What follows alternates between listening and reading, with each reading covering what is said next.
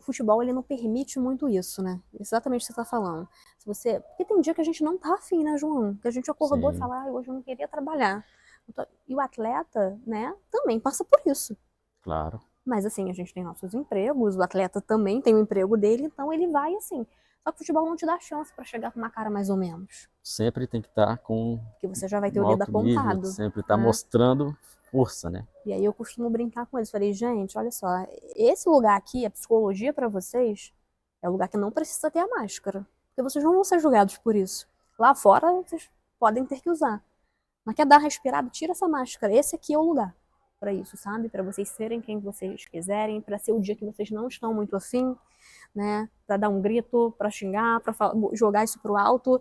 Então, assim, aqui não precisa ter esse receio, sabe? De ter aquela máscara pra falar. Porque o futebol realmente exige isso. Exige de nós profissionais, como que não vai exigir Muito do mais atleta, os né? atletas, né? E como você vê esse cenário de vários ex-atletas e até alguns atletas de ponta indo até a mídia, se expondo, que tiveram problemas de questões emocionais, alguns até problemas mais sérios, como depressão, crise de ansiedade. E isso parece que está abrindo portas para evidenciar problemas que já existiam, como a gente que está envolvido nos bastidores a gente sabe. Mas como que você vê esse cenário, os atletas se abrindo? Que estalo que foi esse? Porque se a gente olhar 5, 10 anos atrás, os atletas não comentavam nada sobre questões psicológicas. Uhum. E hoje está ajudando bastante. Infelizmente, acontece esses casos, mas a gente fica feliz porque está sendo colocado em evidência para que esses problemas sejam solucionados. Sim. Eu acho que tem muito a ver com essa questão histórica, social que a gente tem, né? Do tabu, da fraqueza, como você bem colocou. Então, assim, isso era um sinônimo de fraqueza, né? A gente tem a Simone nas Olimpíadas de Tóquio, né? Simone, o que eu posso falar daquela mulher, Exato. né? E a gente via, mas ela não foi forte o suficiente. Ela fez uma escolha, né? Olha, gente, esse aqui eu preciso priorizar a minha saúde mental. Então, assim, isso, eles são essa voz que vai, né, chegando para Sim. abrir esses caminhos. E são vozes fortes, né? Que E dão influentes, autoridade a esse assunto, né? com certeza. E assim, cada um vai ter o seu limite, né, João? Porque assim, alguns não vão conseguir trazer essa exposição, mas assim, o quanto isso fez esse discurso da saúde mental ter um olhar diferente pela sociedade. E eu não estou Sim, falando só dos grandes clubes, das instituições, eu estou falando de toda uma sociedade. Porque esse tabu vem de uma forma social, né? Não são só os sim. clubes, né? As pessoas que formam, né? Quem forma os clubes são as pessoas. Então, eu acho que tem um papel social muito grande aí, das pessoas começarem a ter essa compreensão, e esses atletas estão abrindo portas para isso. Eu tenho um grande desejo, vou dar uma exclusiva aqui pro Ciência da Bola Olha agora. só, que ótimo, ó. Quem está assistindo a gente aí, Eu tenho um grande desejo de escrever, né? Um livro, realizar alguma pesquisa, falando desse papel social, né? Influenciando os atletas dentro de campo. Porque a gente acha que não, mas isso traz uma influência muito grande. seria em que sentido? A torcida, né? Então vou trazer um exemplo para você. Eu falei da transição, e aí quando esse atleta termina a carreira, eles têm uma espécie de luto, né? Que é a identidade atlética que ele construiu durante muitos anos da vida dele. Um exemplo, que eu até falei aqui, micro, é a lesão. O Uhum. atleta, quando se lesiona, para ele, né, ele está interrompendo a rotina dele, que é todo dia a mesma coisa. E principalmente o contexto competitivo. Ele perde o contexto competitivo, que para o atleta é a melhor coisa que tem. É ter o jogo, né? Ter aquele Não momento quer perder nem no acontecendo. para o ímpar, né? Não quer perder.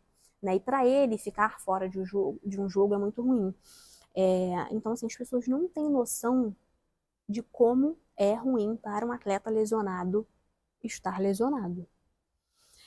E aí, às vezes, tem uma previsão ali, né? A gente trabalha muito com as metas, alinhando com a fisioterapia, porque eu não posso falar uma coisa para o atleta que não seja uma realidade. Então, esse trabalho interdisciplinar tem que ser muito bem alinhado. E a gente escuta comentários da mídia, então, quando trabalhei no profissional, principalmente, né, que tem esse olhar Uhum. muito maior, a gente via de tudo, assim, esse aí vai fazer faculdade de medicina. Então, imagina para um atleta que não aguenta mais estar naquela condição, que ele quer retornar ao tempo. O que o atleta mais. Isso eu garanto a vocês, tá? O que o atleta lesionado mais quer é voltar. É, E é voltar. Então, assim, todos os discursos que eu, né, já tive contato ao longo desses anos, o atleta quer voltar. E às vezes a gente vê, né? Ah, esse aí não, tá encostado. Ah, esse não serve. e Esse aí tá fazendo aí a torcida faculdade. ainda fala assim, ah, ele gosta, tá E isso recebendo para ficar influencia sem muito. jogar. Isso influencia muito. Então, acho que talvez se tivesse um outro papel da torcida, um outro papel social ali acontecendo, isso ajudaria.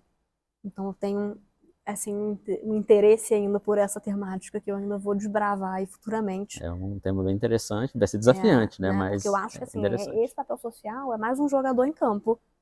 Essa Sim, torcida é mais um jogador em campo. Então, assim, eu atrapalho ou ajudo com essa minha postura, com esse meu comportamento, né? E aí a gente vê coisas cruéis demais, sabe? Que podem realmente afetar mais ainda essa saúde emocional desses atletas. imagina. Você que está no dia a dia deve ouvir cada coisa, né, dos atletas que a gente que às vezes está ali torcendo, está acompanhando, nunca Sim, imaginaria, a gente já justamente. trabalhou em conjunto com assessoria, precisando bloquear comentário de Ah, foto olha de só. atleta, né? Porque as coisas passam do limite ali do que é gerenciável, né? E aí eu lembro muito também, né? Tem um dossiê no Sport TV, Esporte Espetacular, na verdade.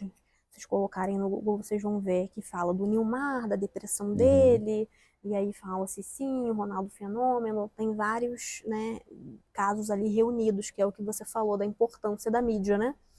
E muitos deles foram por lesão, né? O Ronaldo fala da depressão dele através da sua lesão no joelho. O Pedrinho fala que teve o apelido de Podrinho na época, né? Então Sim, foi você, isso mesmo. você imagina. E assim, isso, como deve ser doloroso, né? Com certeza eles já trabalharam, já elaboraram muito isso, mas com certeza ainda é doloroso para eles colocarem isso. Mas eu acho que também eles conseguem superar para poder ver, ó, gente, eu tô falando isso aqui porque preciso se conscientizar. E dessa forma a gente se conscientiza. Eu sei que, assim, para alguns, né, é mais doloroso do que para outros Sim. essa exposição, mas de fato é algo que é um caminho para auxiliar essa sociedade.